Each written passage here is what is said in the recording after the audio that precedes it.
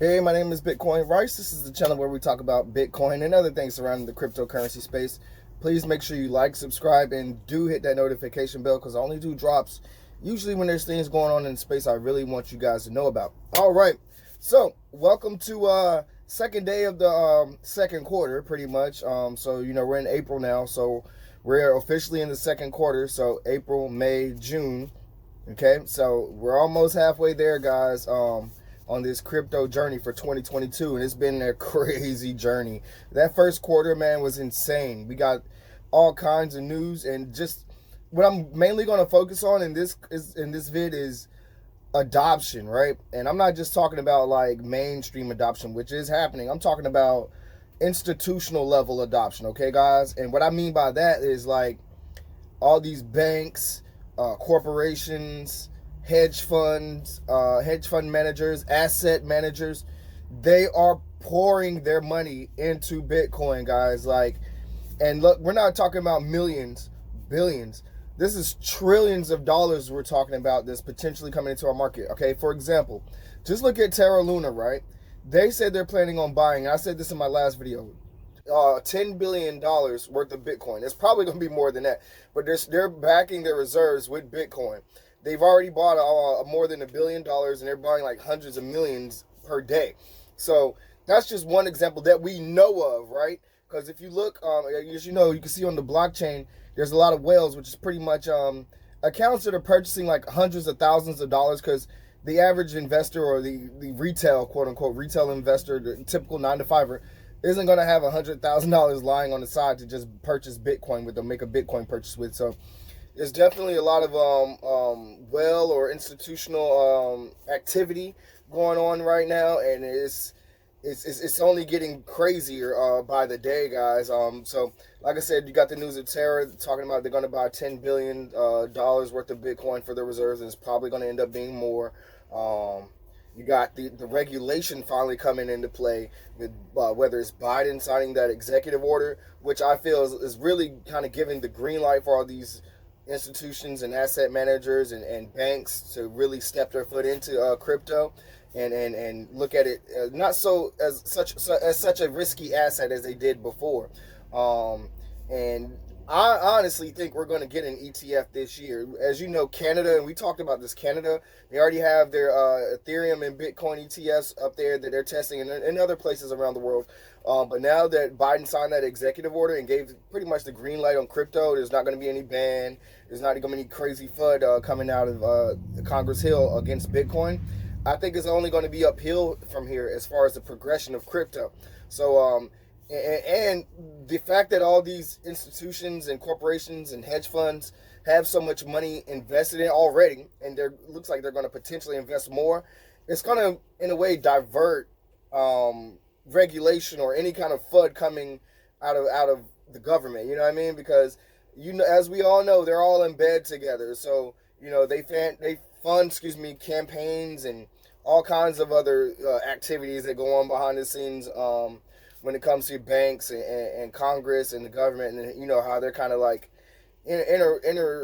interact and intertwine in a way. So in a weird way, guys. Okay, I've been telling people this for a long time because yes, it's an exit strategy from like this fiat system, this corrupted currency system that's in place right now, but we need them from that side to bring the capital. We don't have billions or trillions or even some of us millions of dollars to push into our market to to evolve the technology. You know what I mean? Like we need those massive budgets in order for us to progress, for us to grow.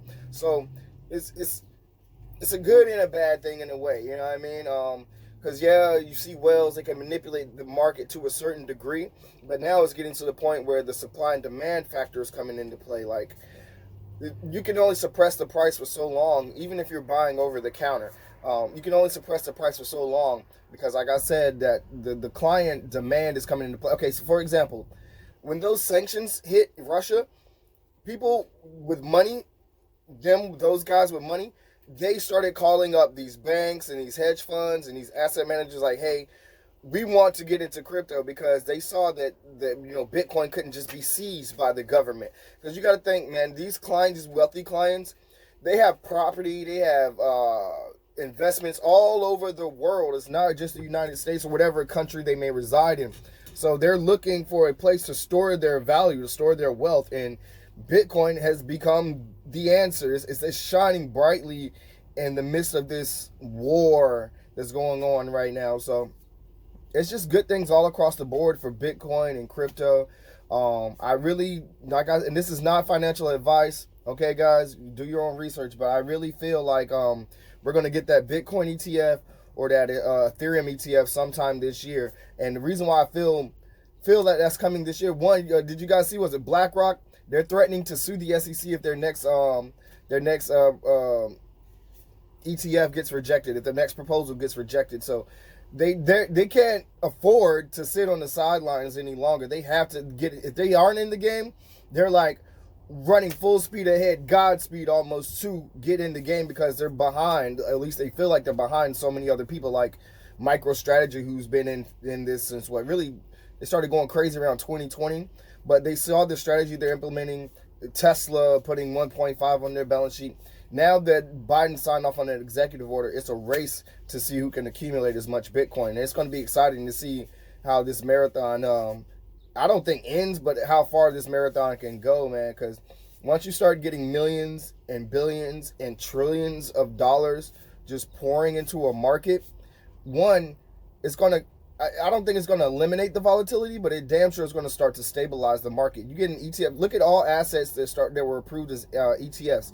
I don't care if you're talking about Amazon, Google, Tesla, whatever. They eventually started to stabilize. The volatility wasn't as crazy once they became a part of that ETF because they weren't seen as such a risky asset. So it's full speed ahead, guys.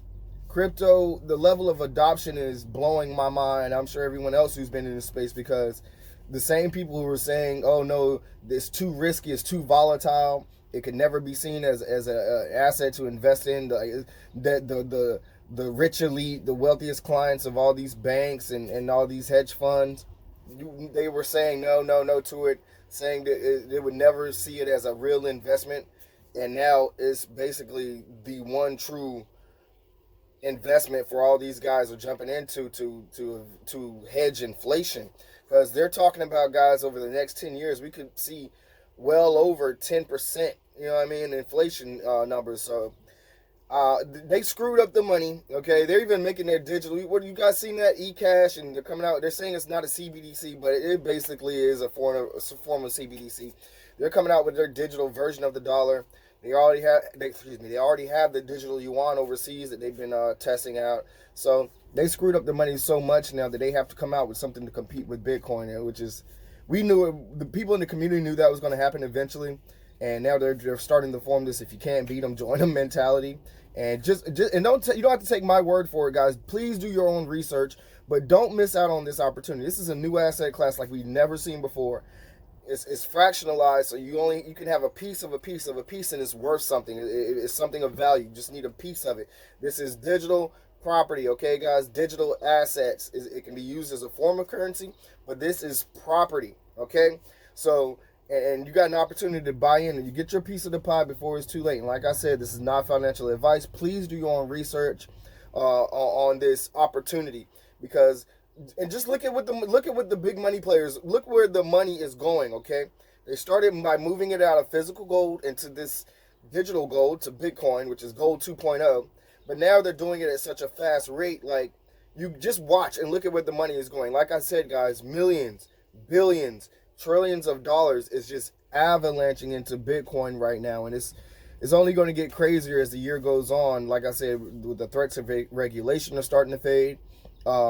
The effects of Bitcoin mining on the environment, they're starting to get a hold on that, and they're finding ways to get around that. There's policies coming out, laws coming out that are pro crypto and Bitcoin that just help the cause, whether it's Loomis with her bill that she's trying to pass. Then you got Yellen, who's the head of the Treasury. She's coming out now. All of a sudden, she's talking more positive and shedding more light on Bitcoin and the use case for it. So You're starting to see like a flip of the switch, and the tables are turning right before our eyes, guys. Please just look at the writing on the wall, and like I said, do your own research, but don't miss out on this opportunity. I'll keep my ears to the ground. I'll hit you guys up later. Stay safe out there.